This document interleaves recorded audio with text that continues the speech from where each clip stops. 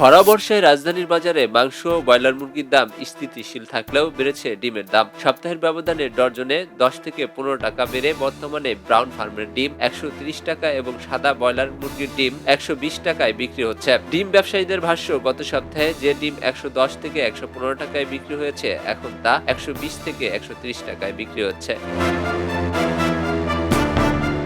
মাংসের বাজারের প্রতি কেজি গরুর মাংস 750 থেকে 800 টাকা এবং খাসির মাংস 1100 থেকে 1200 টাকায় বিক্রি হচ্ছে। এছাড়াও ব্রয়লার মুরগি কেজিতে 180 থেকে 190 টাকা এবং সোনালী মুরগি 330 টাকা কেজি দরে বিক্রি হচ্ছে।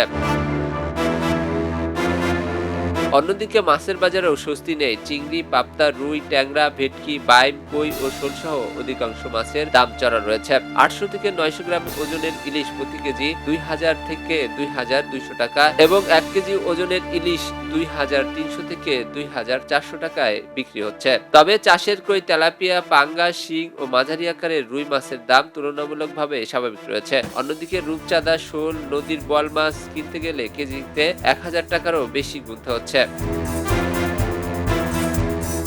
এদিকে বর্ষাকালে বাজারে শাকসবজির সরবরাহ বেড়েছে। লাল শাক প্রতি আটি 10 টাকা এবং পুঁই শাক 15 টাকায় বিক্রি হচ্ছে। তবে আলু, করলা, বেগুন, পটল, ঝিঙ্গা, কাকরোল, বরবটি, শসা, কাঁচামরিচ সহ কয়েকটি সবজির দাম কিছুটা বেড়েছে। অন্যদিকে লাউ ও মিষ্টি কুমড়ার দাম অপরিবর্তিত রয়েছে। আলী দুর্জয়, খবরের কাগজ, ঢাকা।